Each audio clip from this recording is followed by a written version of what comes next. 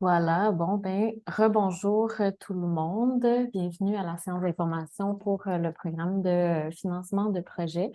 Donc, ça me fait plaisir d'être avec vous ce midi. Je suis pas toute seule de l'équipe du MT Lab. Il y a avec moi Émilie, qui est nouvellement arrivée au MT Lab, qui est chargée de programme avec moi, qui va travailler sur le programme, qui va aussi répondre beaucoup aux questions reçues par courriel. Évidemment, je vais être en appui, je vais être avec elle là-dessus, mais ça va être elle, votre interlocutrice principale après la séance d'information. Puis, il y a, je crois, Audrey. Audrey, es-tu là? Oui, tu es Oui, là. j'ai Allô? réglé mon problème au bon moment. Excellent.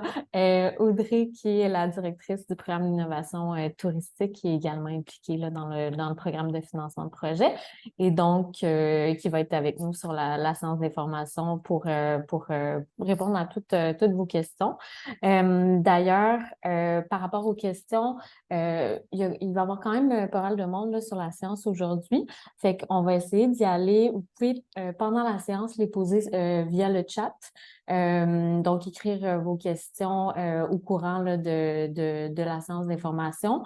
Si Émilie juge que c'est un peu time sensitive, que c'est mieux d'y répondre tout de suite parce que le contexte est là, ben elle va ouvrir son micro puis elle va poser la question. Sinon, on va les garder peut-être à la fin pour faire une période de questions à la fin pour qu'on puisse tout le monde y répond en même temps. Puis et s'il y a des gens qui doivent quitter plus tôt aussi, ça leur permettra d'avoir toutes les informations de la séance. Puis par rapport aux questions, c'est sûr que là, c'est une séance d'information très générale. Donc, on va garder ça comme ça, dans le sens où si vous avez des questions très spécifiques à votre projet, à votre entreprise, de façon vraiment très personnelle. On pourra peut-être prendre la question après la séance d'information, prendre un petit 5-10 minutes, un appel pour y répondre. Puis aussi, tout ce qui est critères de sélection, donc vos chances d'être sélectionné, évidemment, moi, je ne pourrais pas me positionner là-dessus, mais je peux me positionner, évidemment, bien expliquer les critères de sélection, par exemple, les paramètres du programme. Puis voir avec vous après si on peut y répondre de façon individuelle, mais c'est certain que nous, on doit demeurer, disons, très factuel, impartial dans le traitement des dossiers. Donc, évidemment, on répond à vos questions dans la mesure du possible, mais on ne peut pas aller dans vos chances de sélectionner, puis dans est-ce que je réponds bien aux critères de sélection que vous avez mentionnés. Donc, voici pour le briefing pour les questions. Et je vais partager mon écran pour qu'on puisse commencer. Donc, vous allez voir là, le support visuel aujourd'hui, c'est le guide du demandeur qui est sur notre site web. Donc, si vous voulez le retrouver, là, on a la page web, puis il y a le guide du demandeur, l'information qui est en résumé, disons, sur la page web, mais vraiment, tous les détails se retrouvent dans le guide du demandeur que vous pouvez télécharger ou accéder directement sur la page web. Donc, je vais présenter très brièvement le MT Lab. Peut-être que vous le connaissez déjà, peut-être que c'est nouveau pour vous.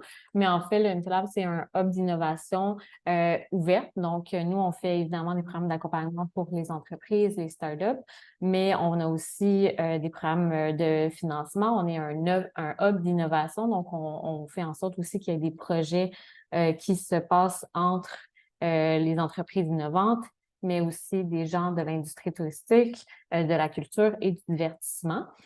Puis, depuis 2021, on a le ministère du Tourisme nous a accordé la gestion d'un fonds d'innovation.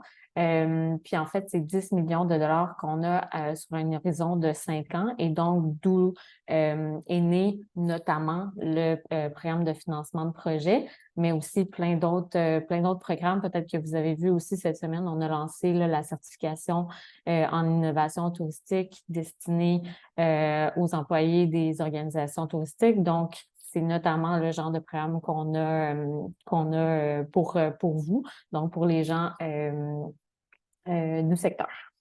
Euh, pour ce qui est du programme de financement de projet plus spécifiquement, vous avez peut-être consulté l'année dernière. En fait, on avait aussi le programme de financement de projet.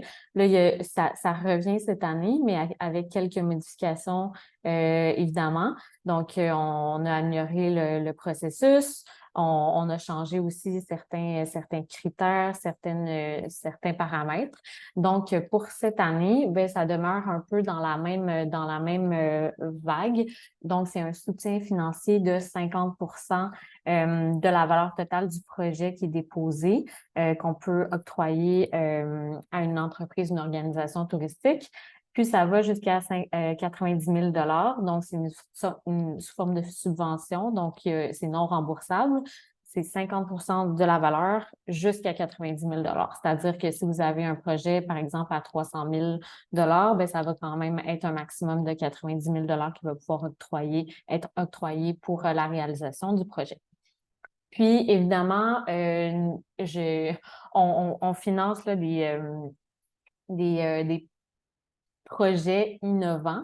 Donc, peut-être la différence avec l'année dernière, mais là, on va regarder vraiment le caractère innovant d'un projet. Puis évidemment, on peut être innovant de différentes façons dans la réalisation d'un projet. Puis ça, c'est vraiment une diapositive très, très importante à laquelle vous allez pouvoir vous référer pour vous positionner dans votre dépôt de candidature. Mais il peut y avoir trois horizons. Un projet innovant, ça peut être quelque chose qui n'existait pas du tout auparavant, qui va vraiment ajouter une valeur, mais qui va être quelque chose de nouveau sur le marché complètement. Ça peut être quelque chose qu'on va faire qui est déjà existant, qui est déjà un peu fait par d'autres acteurs de l'industrie, par exemple, mais il va avoir un niveau de personnalisation qui va être offert, donc que vous allez le mettre en application dans votre entreprise, mais qui va avoir une valeur ajoutée, par exemple, que le fournisseur de service va personnaliser son offre, offrir quelque chose de plus qui va faire une différence au niveau de la réalisation du projet. Ou ça peut être quelque chose de déjà bien existant, bien répandu sur le marché, mais que la réalisation représente une nouveauté pour votre entreprise. C'est-à-dire que oui, c'est nouveau, mais il va y avoir aussi une certaine part de risque pour l'entreprise et non pas au niveau de l'innovation en soi. Donc, ça pourrait être, on peut penser à, on va changer un système de gestion à l'interne qui va avoir des effets en cascade sur plein de processus à l'intérieur de l'organisation. Bien, ça demeure, par exemple, un risque pour l'organisation, puis c'est nouveau pour l'organisation, mais c'est quand même quelque chose de considérable pour vous, votre entreprise. Donc, on pourra y revenir si jamais vous avez des questions un peu plus spécifiques par rapport à ça, mais ça, c'est toujours à garder en tête là, quand vous allez déposer votre projet. Donc, justement, à qui ça s'adresse le programme? Ben, ça s'adresse aux entreprises et organisations touristiques québécoises. Donc, j'ai mis les définitions. Évidemment, vous pouvez toujours nous poser la question, mais dans l'entreprise, dans l'industrie touristique, ben, il y a toujours les 5 secteurs clés. Puis organisation touristique, c'est-à-dire que, par exemple, les ATR qui vont pas nécessairement être en restauration, quelque chose de bien spécifique, mais plutôt en promotion, sont également admissibles. Donc, tout ce qui est association de promotion va être admissible également. Vous allez pouvoir aussi déposer un projet individuel, donc le déposer pour vous-même ou jouer le rôle de demandeur pour un projet collectif. C'est-à-dire que si vous connaissez d'autres entreprises similaires à la vôtre qui voudraient implanter le même projet, vous allez pouvoir vous rassembler, mais évidemment, il va y avoir un demandeur, donc un porteur de projet qui va représenter les différentes organisations. Et le montant octroyé demeure le même, mais vous pouvez, à la place là, de déposer 5 fois le même projet, vous pouvez vous rassembler puis faire la demande. Donc, évidemment, on encourage les acteurs à discuter entre eux puis à déposer un projet collaboratif parce que c'est sûr qu'il y a toujours un maximum de retombées pour le secteur quand c'est quelque chose qui est commun, collaboratif et concerté. Donc, les critères d'admissibilité pour le programme, évidemment, le demandeur, comme je viens de le mentionner, une entreprise ou une organisation touristique. On peut aussi penser à une entreprise touristique innovante québécoise. On le mentionne ici parce que, comme je vous le disais, nous, on travaille beaucoup avec les entreprises innovantes, donc plus start-up, qui sont également des représentants des organisations touristiques, mais des fois, on fait un peu la distinction vu qu'on est le MT Lab, mais là, ça demeure que c'est des entreprises touristiques également. Donc, ils pourraient déposer un projet aussi. Sinon, il faut être en opération depuis plus d'un an. Évidemment, être enregistré, avoir un numéro d'enregistrement, donc le NEC qui va vous être demandé dans le formulaire. Euh, il faut également, peut-être que vous avez dans les dernières années eu du financement à travers l'un de nos nombreux programmes que j'ai mis en bas de page ici. Donc, tout ce qui est bourses qu'on a octroyées, les appels à solutions, les appels à défis, programme croissance, programme de financement de projet de l'année dernière. Bref, ceux qui ont eu du financement pour ces programmes-là vont se reconnaître et donc ne pourront pas déposer un projet similaire pour pour ce même programme de financement. Donc, évidemment, ils pourraient déposer un nouveau projet puis recevoir le financement, mais ils ne pourraient pas déposer, par exemple, le même projet, mais avec un acteur différent ou avec des personnes différentes, mais que les paramètres soient exactement les mêmes. Il faut qu'il y ait quand même une différence notable là, dans le projet pour qu'il soit admissible cette fois-ci. Finalement, le projet déposé doit être réalisé avant le 31 mars 2025. Donc, tout dépendant, on verra les dates de dépôt puis d'annonce des lauréats, là, mais ça vous donne minimalement un an pour que le projet puisse se mettre en place dans votre organisation. Euh, et finalement, ben, répondre aux critères d'admissibilité, répondre aussi à tout ce qui est dépôt de projet, donc tout ce qui est demandé pour faire le dépôt de projet, le formulaire, les livrables, les différents documents qu'il y a à joindre. Donc, s'assurer d'avoir tous les documents pour être admissible. Pour les exclusions, côté demandeur, vous allez pouvoir, on va vous laisser, disons, déterminer si vous êtes admissible, mais les sociétés d'État, tout ce qui est ministère et organismes du gouvernement du Québec et du Canada ne sont pas admissibles pour déposer un projet. J'ai mis les liens cliquables dans le guide, donc vous pouvez cliquer sur du Québec ou du Canada pour avoir les listes exhaustives des organisations qui sont considérées comme telles et donc qui ne sont pas admissibles pour déposer un projet avec nous. Pour déposer un dossier, donc comme je le disais, il y a différentes choses à faire. Évidemment, ça commence avec le formulaire qui est disponible sur la page web. C'est un Google Form, donc vous devez avoir un compte Google pour pouvoir déposer. Donc, une adresse Gmail qui est très, très simple d'accès, mais ça prend ça pour pouvoir se connecter et déposer le formulaire. Puis, dans ce formulaire-là, commencez pas à le remplir tout de suite avant d'avoir fait vos livrables pour pas devoir recommencer par la suite. Mais il y a 3 documents qui vont être demandés, notamment dans le formulaire, qui vont être à joindre. Donc, il y a évidemment le document de présentation du projet. Je mets un maximum de 8 pages, là. C'est sûr qu'on n'est pas à la ligne, on n'est pas à la ligne près, mais c'est pour éviter là, de recevoir des documents de 20 pages parce que le jury de sélection a beaucoup de dossiers à analyser. Donc, si on reçoit à chaque fois 5-10 pages de plus, ce n'est pas viable. Et donc, on veut que vous soyez assez succinct dans vos explications, mais évidemment d'avoir un impact et une bonne compréhension pour le jury. Donc, le document de présentation, évidemment, présentation de votre entreprise, de votre organisation, de la problématique, des objectifs du projet, du caractère novateur du projet, j'en reviens à l'explication de qu'est-ce qu'un projet innovant, essayer de faire un parallèle pour bien nous expliquer en quoi c'est innovant pour vous ou pour le secteur ou pourquoi c'est un projet innovant, point. Par la suite, il va y avoir aussi un gabarit sur le potentiel d'augmentation de la productivité à compléter. C'est un tableau très simple avec des pourcentages à faire. On pourra regarder tantôt dans, dans le document parce qu'il y a un gabarit à compléter pour le document de présentation. Ensuite, il va y avoir présentation du potentiel de mutualisation du projet dans l'industrie touristique. Je vous ai mis une petite définition tout en bas.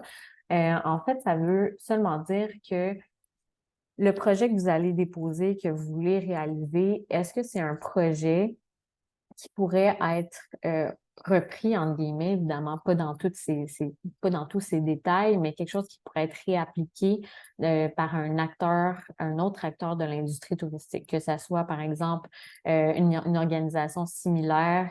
Par exemple, je vais prendre un hôtel. Est-ce que si vous êtes un hôtelier qui veut faire un projet, est-ce qu'un autre hôtelier pourrait se servir de réappliquer le même projet, puis amener l'industrie plus loin de façon collective après avoir réappliqué ce même projet? Est-ce que c'est une problématique qui est, disons, sectorielle que vous voulez traiter, ou est-ce que c'est quelque chose de très, très, très spécifique à votre organisation, à vous?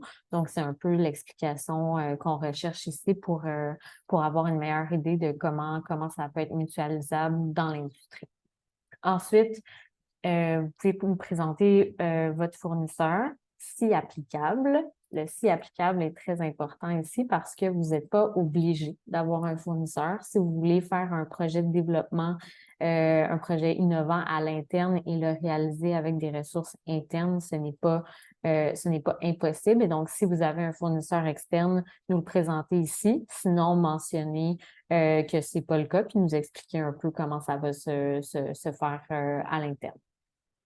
Ensuite, l'échéancier de réalisation, donc juste avoir une meilleure idée en fait là, de l'échéancier puis de c'est quoi les grandes étapes.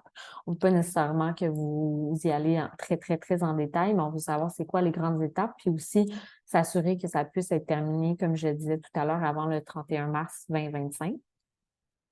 Nous faire parvenir le devis pour justement voir c'est quoi les coûts, puis justement justifier aussi le montant de la subvention que vous allez demander, qui est toujours 50% de la valeur totale du projet, donc de la valeur du devis. Tout ça est bien évidemment avant taxe donc on compte pas les taxes dans le 50%, on les ajoute par la suite.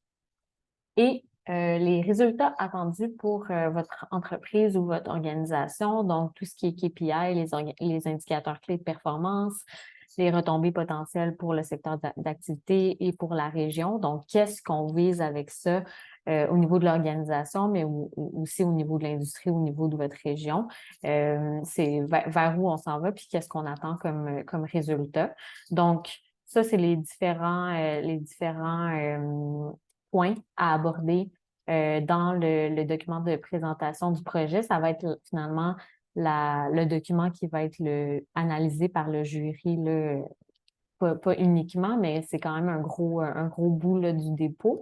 Puis vous allez voir, il y a un petit gabarit ici qui est disponible dans le formulaire que vous allez pouvoir remplir, mais c'est chacun des points avec, comme je l'expliquais tantôt, le tableau de potentiel d'augmentation de la productivité pour votre entreprise. Donc, vous avez juste à ajouter les pourcentages ici. Pour y avoir accès, vous pouvez aller dans Fichier, télécharger, le décharger en Word, puis après ça, le joindre au formulaire pour nous le mettre en pièce jointe.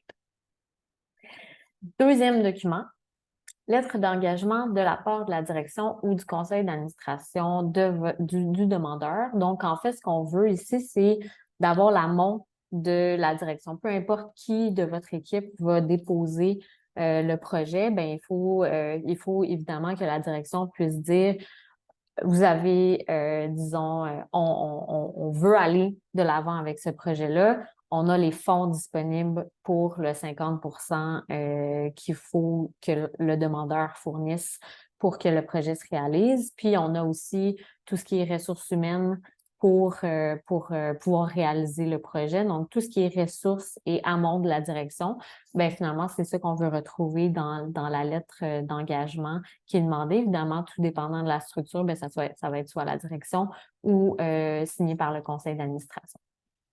Et finalement, la déclaration de non-conflit d'intérêt entre le demandeur, les membres de l'équipe du MT Lab, les membres aussi de notre conseil d'administration au MT Lab qui est disponible sur notre site web. Et si vous avez un fournisseur, même chose, pas de conflit d'intérêt avec le fournisseur. Donc, il s'agit ici de juste clarifier la situation que personne ne conflit d'intérêt avec aucune des parties engagées. Et donc, le projet peut se réaliser sans problème par la suite. Pour les 2 prochaines diapos, je ne vais pas y aller en détail, mais ici, vous avez tout ce qui est dépenses non admissibles qui ne pourraient pas être mis dans le devis, par exemple, ou dans votre dépôt projet qui ne pourra pas être financé par nous. Donc, je vous laisse consulter. Si jamais vous avez des questions un peu plus spécifiques, vous pouvez contacter Émilie pour poser vos questions. Mais il y a une liste quand même assez claire ici. Puis, exemple de projet admissible, évidemment, ce n'est que des exemples pour vous donner une idée de ce qu'on peut financer comme projet, de ce qu'on peut avoir financé, par exemple, l'année dernière, puis ce qu'on peut rechercher. Mais ce n'est pas exhaustif. Allez pas vers là si c'est pas ça que vous avez en tête. On veut votre projet. Mais c'est juste pour vous mettre un peu dans le bain pour vous donner des exemples. Puis, au bas ici, il y a les projets, des exemples de projets non admissibles. Donc, spécifiquement, ces 5-là ne sont pas admissibles. Donc, si vous avez des questions, encore une fois, plus spécifiques, on pourrait revenir à la fin ou par courriel. Émilie, je ne sais pas si tu l'as peut-être déjà fait, si tu veux écrire encore une fois ton courriel dans le chat si jamais les gens veulent t'écrire directement. Merci. Donc, les critères de sélection pour le jury, il y en a 5 bien spécifiques. Donc, la réponse aux thématiques prioritaires qui ont été identifiées pour ce programme-là, qui sont améliorer la productivité, la compétitivité ou l'efficacité, contrer la pénurie de main-d'œuvre, réduire l'empreinte environnementale de l'activité touristique et le virage numérique. Donc, évidemment, vous n'avez pas à couvrir ces 4 thématiques-là, mais juste à identifier dans le formulaire à laquelle ou auquel le projet peut répondre. Ensuite, il va y avoir le niveau de risque que représente l'implantation du projet dans votre organisation, la nouveauté du processus de procédé, du produit, service, etc., du projet pour votre organisation. Donc, on se rappelle ici que niveau de risque et niveau de, finalement, de nouveauté, autant pour le secteur que votre organisation, mais c'est un peu ici qu'on va déterminer le niveau un peu d'innovation pour vous ou pour le secteur de votre projet. Par la suite, les retombées potentielles pour le secteur d'activité ou pour la région. Donc, qu'est-ce qu'on vise avec ça de façon un peu plus globale? Puis ici, il y a un critère un peu plus spécifique aussi par rapport à la productivité, donc le potentiel d'augmentation de la productivité. Vous allez voir que ça se retrouve dans ce critère-là, mais aussi dans la réponse aux thématiques. Donc, c'est sûr que les projets qui vont viser un niveau de productivité supérieur pour l'organisation vont être plutôt recherchés cette année. Évidemment, pas uniquement, mais c'est quelque chose qu'on vise à améliorer pour l'industrie, qu'on veut amener plus loin avec des projets innovants. Donc, le fonctionnement du programme, depuis tantôt, je vous parle un peu d'un jury, là, mais on va clarifier ça ensemble. Donc, l'équipe du MT Lab, c'est nous qui gérons le programme, qui vont répondre à vos questions, la séance d'info, tout ça, qui va recevoir vos dépôts de candidature. Puis, c'est nous qui s'assurons des critères d'admissibilité. Donc, tout ce qui ne répond pas aux critères d'admissibilité ne sera pas présenté au jury de sélection qui est indépendant du MT-Lab. Donc, le jury de sélection n'est pas à l'interne du MT-Lab, mais bien des gens qui sont octroyés, qui sont sélectionnés pour faire partie du jury, qui sont des experts multisectoriels qui vont, eux, analyser, prendre le temps de lire tous les détails de votre documentation et sélectionner les projets lauréats. Ensuite, les candidats vont recevoir par courriel l'issue de la décision du jury. On pourra voir juste un peu plus tard là, les dates, autant les dates de fin de dépôt de candidature, mais aussi les dates à laquelle vous allez, plus ou moins, là, recevoir une réponse. Puis, les lauréats vont signer justement une entente avec le MT-Lab par la suite, convenir des différents points pour que l'aide financière soit versée selon les modalités dans lesquelles on va s'être entendu si vous êtes sélectionné. Donc, dans tous les cas que vous soyez sélectionné par le jury ou non sélectionné, vous allez toujours recevoir par courriel un avis disant que oui ou non, vous l'avez eu. Évidemment, on donne des barèmes là, de dates, mais c'est sûr que ce n'est pas au jour près parce qu'il y a différents paliers d'approbation. Puis des fois, ben, c'est un peu hors de notre contrôle, mais ça peut un peu décaler.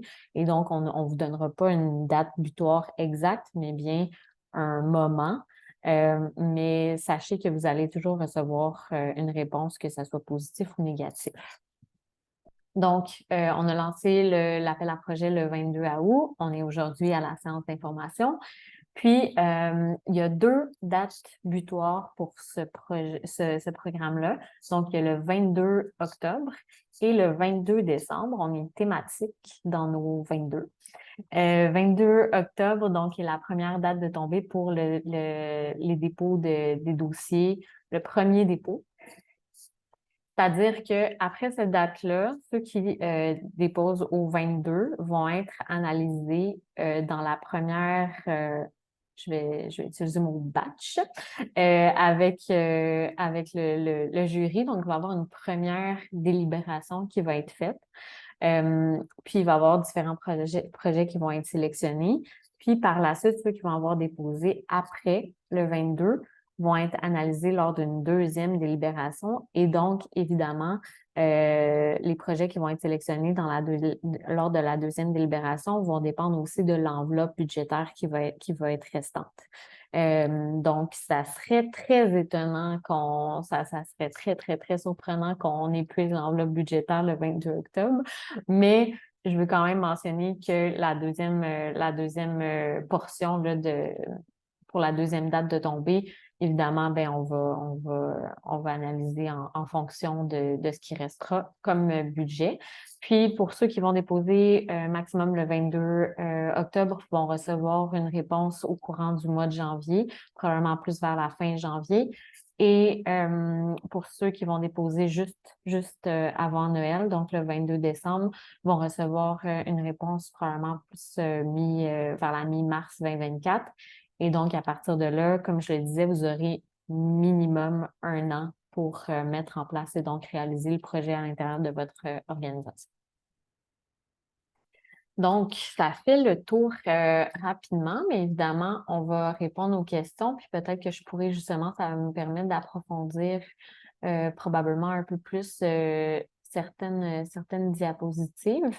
Émilie, est-ce qu'il y avait déjà quelques questions dans le chat? Oui, ben, je me suis dit qu'on pourrait répondre là à tous. J'ai répondu un peu brièvement dans le chat, Oui. mais concernant le risque du projet, donc on a eu la question de plus un projet est risqué pour l'organisation, plus il y a de chances d'être accepté par le jury. Donc, tu peux élaborer là, à ce niveau-là plus en détail. Oui.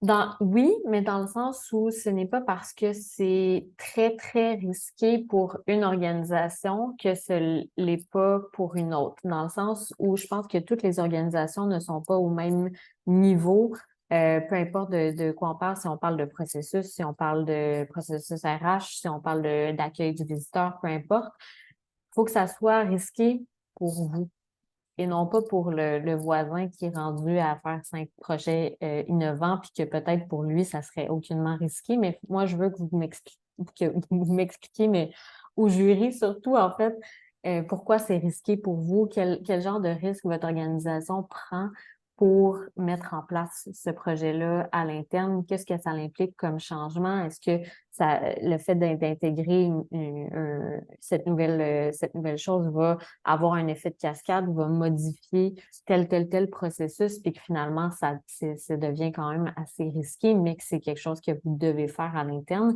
Finalement, ce n'est pas rouge, blanc ou noir, là, c'est rouge, toutes les couleurs que vous voulez, mais il faut juste que vous m'expliquiez pourquoi, par rapport à votre organisation, c'est risqué ou non. Sinon, on a le fait qu'il n'y a pas d'audition ou de pitch, donc non, c'est seulement un dossier de candidature Oui, qui va être soumis. exactement. Donc, formulaire, document de présentation du projet avec en complétant le gabarit qui est disponible, la lettre d'engagement de la direction et du conseil d'administration et la lettre de déclaration de non-conflit d'intérêt. C'est tout. On a James qui a levé la main, donc tu peux prendre la parole. Oui, vas-y. Oups, Audrey.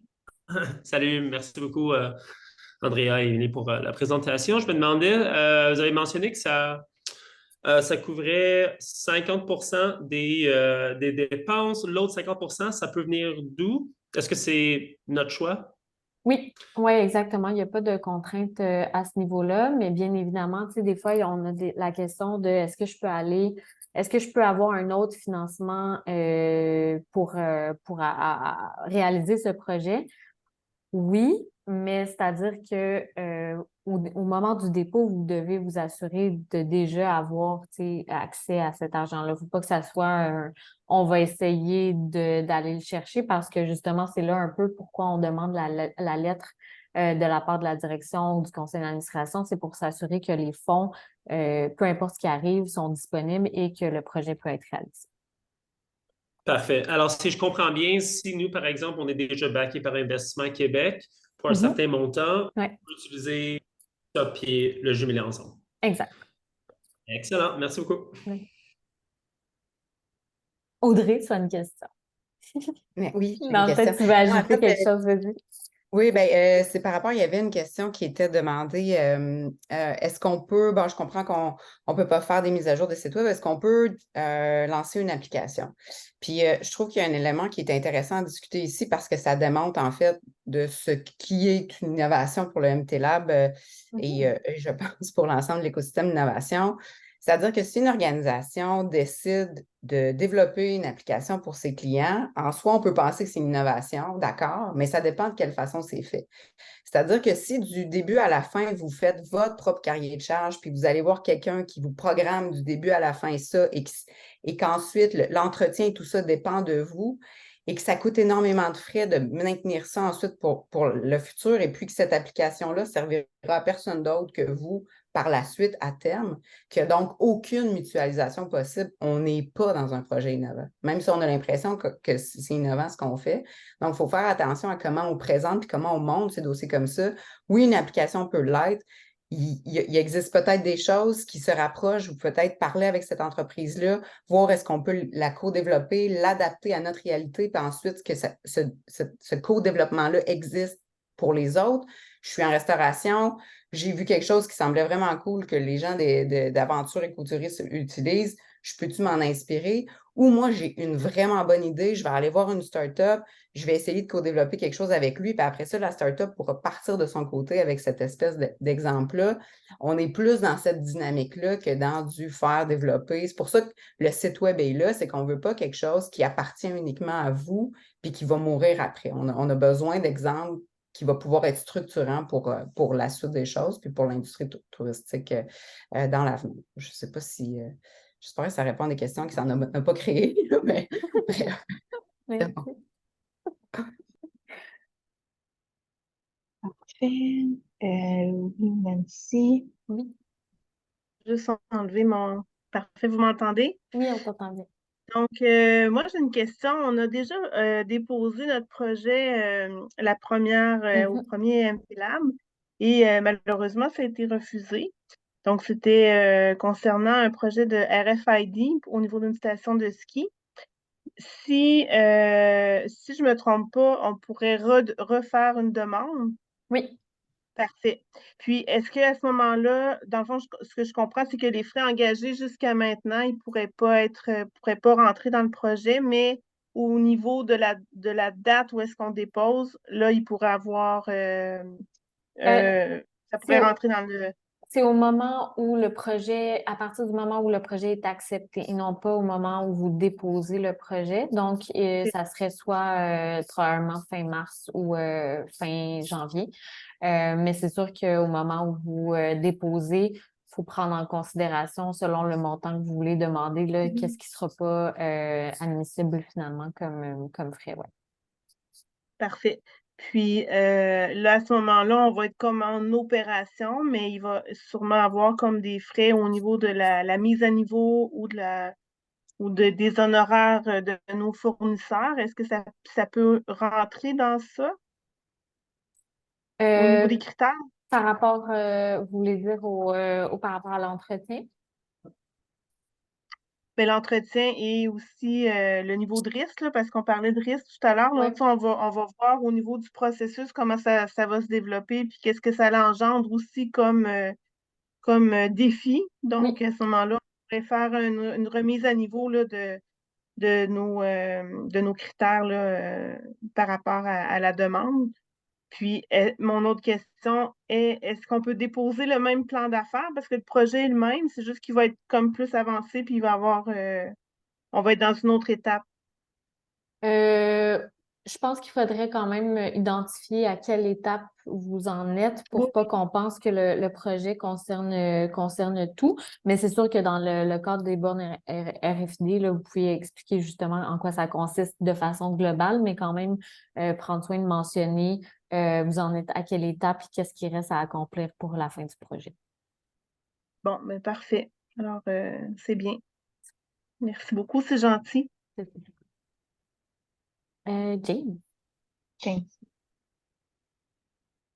Mais là, je vois qu'Haddad aussi il avait sa main levée. Je pense qu'il a levé sa main avant moi. Je Ah, crois. ça se peut t'apparaître en premier, mais Ouais, ainsi soit-il, Haddad. Non, Dieu, vous pouvez parler, s'il vous plaît. Vous pouvez parler. OK, ben, c'est ça. Ben, en fait, c'est bien, vous êtes déjà sur le slide. Fait que, ici, je vois, on a regardé une liste de dépenses non admissibles. Est-ce qu'on Oui, peut parler un peu des dépenses admissibles? oui, Parce que, par exemple, les dépenses non admissibles, je vois salaire et tu sais, si jamais on fait affaire avec une tierce partie pour faire le développement d'une application, par exemple, ou de ouais. nouveaux. Ouais, est-ce qu'on pourrait parler un peu de ça, s'il te plaît? Ben en fait, ce qui n'est pas dans les dépenses non admissibles, en théorie, à moins que tu aies vraiment un doute qu'il y ait quelque chose qui pourrait pas être mis dans le devis. Mais ça, c'est vraiment ce que nous, on ne peut pas financer, mais le reste peut être très large. Mais si tu as un doute ou des questions plus précises pour savoir si tu peux qu'est-ce que tu pourrais inclure ou pas dans le devis, n'hésite pas à nous envoyer ça par courriel, puis on pourra regarder ensemble. Mais ça, c'est vraiment ce qu'on peut pas financer. OK, c'est bon. Mais si je pourrais juste peut-être clarifier, puis Oui, sinon, on peut parler un oui, autre oui. temps. Mais comme salaire, est-ce que c'est Oups, considéré excuse-moi. la même chose que quelqu'un qui est sur contrat, par exemple? Contrat, ça veut dire ça serait comme des honoraires comme un sous-traitant? Exact. Ouais. OK. Ça, c'est Moi, ouais, vas-y, Audrey, toi, tu es plus admissible. dans le. Oui, hein? Les honoraires professionnels sont admissibles. En fait, l'idée ici, là, c'est que c'est pas supposé, un projet innovant n'est pas supposé payer une ressource à l'interne. C'est pas l'objectif de ça. On veut créer quelque chose de nouveau. Donc, si c'est de payer la ressource, les honoraires professionnels de la ressource qui va faire le projet, ça peut être considéré tout dépendant c'est quoi, là. Mais c'est vraiment de la réalisation, de la mise en action là, de ce projet-là. Donc, ce n'est pas un programme qui vise à créer à maintenir, à payer du salaire, c'est ça, de l'emploi, là. Donc, voilà, je ne sais pas, ce qu'on pourra faire, c'est au cas par cas peut-être y aller selon les particularités de chacun, là, puis répondre aux questions vous n'hésitez pas à nous contacter quand vous avez des enjeux à ce niveau-là. Excellent, c'est clair. Merci beaucoup. C'est maintenant ton tour, Anand. Oui, Andrea, merci. Oui. Bonjour à tout le monde. Nous, la nuit tombe ici déjà chez nous. Moi, je suis au Togo, en Afrique de l'Ouest. Oui.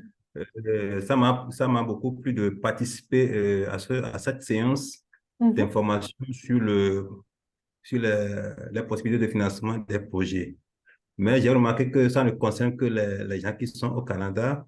C'est la première fois que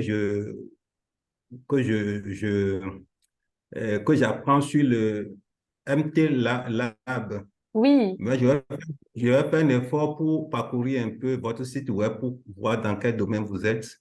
Là, ma question est de savoir si, en dehors de ce programme, il y a un programme qui est destiné à nous qui sommes à l'extérieur du Canada, mais qui sont dans le domaine des affaires, ou bien moi, j'accompagne les sociétés ici. J'ai un Mhm. petit cabinet de conseil. On fait la formation aussi, mais après l'épidémie COVID-19, Mhm. nous sommes très, très touchés, mais malheureusement, nos gouvernants n'ont pas initié des projets des projets pour nous accompagner, Ouais. pour qu'on puisse se relever. Donc, en dehors de ce Euh, que vous présentez ce soir, je ne sais mm, pas si vous avez d'autres choses qui sont destinées pour nous. Ça, Merci beaucoup.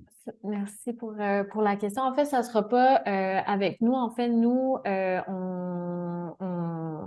on gère finalement un fonds qui est des fonds publics, donc de l'argent public, donc un ministère québécois qui nous a relayé là, le mandat finalement de financer des projets. Donc, c'est sûr que les critères d'admissibilité veulent que ça soit une entreprise qui est située au Québec, il y a un numéro d'enregistrement québécois, donc c'est sûr que c'est pas ouvert à des personnes qui se trouvent à l'extérieur du Canada. Ceci étant dit, je pense qu'avec d'autres ministères comme le ministère des Relations internationales et de la francophonie, ils pourraient possiblement avoir des financements pour des projets hors Québec, sinon voir avec le gouvernement fédéral pour tout ce qui est hors Québec, mais avec nous, dans tous les programmes, vu que c'est des financements publics, ça s'adresse vraiment à des organisations qui sont sur le territoire. OK, merci beaucoup. Ça me fait Bon, plaisir. peut-être que vous allez me fournir certains liens pour que je puisse faire un peu de recherche sur ces Oui, sources de financement. oui, Hmm. on pourrait vous envoyer les liens vers les sites des ministères sans problème. Émilie, si tu veux juste, si vous voulez écrire votre adresse courriel dans le chat, Émilie va pouvoir faire le OK, suivi là-dessus. Merci. OK, d'accord, merci. Merci. Émilie, est-ce que dans le chat, il y avait d'autres questions? Non, pas depuis. Ça a Parfait. été répondu dans le chat, ouais. Il y avait peut-être une Excellent. question au niveau du nombre de lauréats. Il n'y a Oui. pas, on n'a pas fixé Oui. de nombre de lauréats, à moins, André, que tu... Non, Mais non, non, c'est ça, je te laisse. Ouais. non, exactement. En fait, c'est que vu que chaque projet, chaque entreprise, chaque organisation va faire une demande de financement à un montant X, mais de maximum 90 000 Évidemment, il y a des gens qui vont demander des financements de 20 000 de 30 000 de 5 000 et donc, c'est difficile pour nous de savoir combien de lauréats on va avoir à la fin parce que tout dépendant ce qui va être déposé et sélectionné par la suite, ben ça peut être ça peut aller du tout au tout, là, et donc ça va vraiment dépendre. Il y aura pas de nombre de lauréats maximal, ça va être vraiment jusqu'à épuisement de l'enveloppe budgétaire.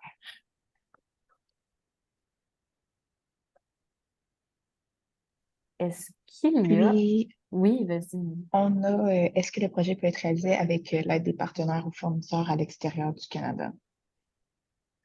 Oui, il n'y a pas il y a pas de critères par rapport à la sélection du fournisseur, contrairement peut-être que la question vient de parce que l'année dernière, avec le même programme de financement de projet, il y avait des petits des contraintes au niveau du choix du fournisseur, mais cette année, il n'y a pas de contraintes à ce niveau-là. On va vraiment évaluer le projet, l'innovation au niveau du projet dans sa globalité et non pas par rapport au choix du fournisseur. Nancy. Oui, une petite question. Est-ce que ceux qui ont eu la chance d'avoir la subvention avec le MT Lab 1, Oui. est-ce que c'est accessible à tous pour savoir quels projets ont été acceptés ou les entreprises qui ont été acceptées? Oui, on avait posté sur les réseaux sociaux, mais sinon, on est en train là, de travailler sur un plan de valorisation justement de ces projets-là pour un peu montrer qu'est-ce qui a été réalisé jusqu'à maintenant, quel genre de projet. Fait que c'est sûr que c'est pas encore sorti. Puis aussi, il y a une volonté là, de le mettre sur leur site web quand il va avoir le plan de valorisation, mais c'est en cours. Puis aussi, les projets sont pas pour la plupart encore réalisés dans leur entièreté.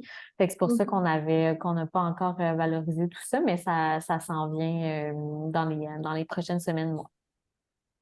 Parfait. Est-ce que Émilie pourrait faire un suivi avec Oui, Parfait. oui, peut-être envoyer minimalement une liste là. J'ai ça sur le drive, Émilie, une liste avec peut-être un paragraphe descriptif de qu'est-ce qu'ils ont déposé comme projet, qu'est-ce qui va être réalisé.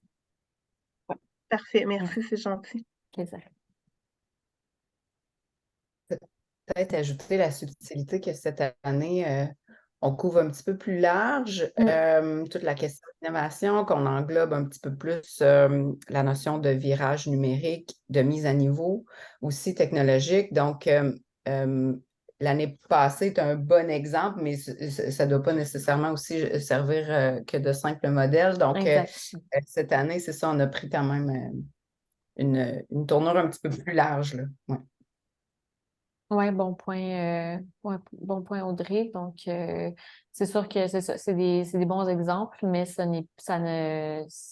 se réduit pas juste à ce type de projet-là. On est ouvert évidemment à d'autres types de projets. Puis, aussi une question qui revient souvent, mais que j'ai plus ou moins mis l'accent là-dessus. Un demandeur peut déposer plus d'un projet, mais ne peut être sélectionné qu'une seule fois.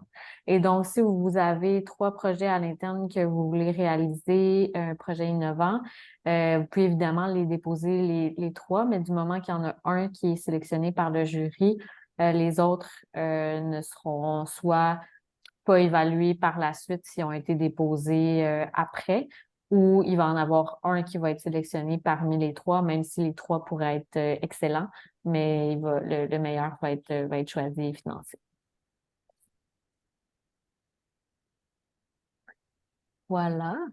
Donc, dernière chance pour les dernières questions. Ouais. Sinon, évidemment, on reste disponible par courriel pour y répondre jusqu'à la première date de tombée 22 octobre. Et donc, ne tardez pas à déposer vos projets. On aime bien justement, des fois, on a tendance là, à recevoir beaucoup de projets à la date finale, mais là, dans ce cas-ci, vu qu'il y a 2 dates de tombée, évidemment que de déposer le plus rapidement possible, ben c'est sûr que ça vous donne encore plus de chances si vous êtes évalué dans le premier jury, vu que l'enveloppe budgétaire va être encore complète.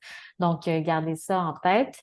Puis aussi, dernier point que je voulais mentionner, j'ai mentionné ici, tu sais, les différentes composantes là, du document de présentation du projet. Évidemment, on pose ces questions-là, mais gardez toujours en tête que les critères de sélection pour lesquels le jury va vous évaluer, c'est évidemment votre dossier de présentation, mais par rapport aux critères de sélection. Et donc, si vous avez de l'information à inclure dans la présentation de votre projet, mais par rapport au niveau de risque, par rapport à la nouveauté, même si ce n'est pas une question spécifique, c'est important de prendre ces critères-là un à un, puis de vous assurer que dans votre dossier, vous avez expliqué, encore une fois, de votre situation personnelle, en quoi vous répondez à ces critères-là. C'est ça qui va aider le jury à y voir un peu plus clair, puis à voir vraiment la situation de votre projet, puis qu'est-ce que ça peut donner. Donc, c'était mon mot de la fin. Donc, Chris, dernier mais non le moindre, vas-y. Oui, donc j'ai une question par contre, ça touche plutôt l'événement de ce soir. Écoute, oui, on peut y répondre après. Je vais libérer les gens, puis mais reste sur l'appel. Je vais arrêter l'enregistrement, puis on va pouvoir en discuter. C'est bon? Ça marche, merci. Good. Parfait. Bon, ben, je vais libérer votre heure de lunch, mais on reste dispo. Emily@mtlab.ca pour les questions. Puis évidemment, moi, je reste toujours en appui à Émilie. Donc, s'il y a quoi que ce soit par courriel ou on se fait un petit appel pour pouvoir y répondre ensemble. Donc, merci tout le monde d'avoir été là. Puis, on se reparle si vous avez des questions. Merci. À bientôt.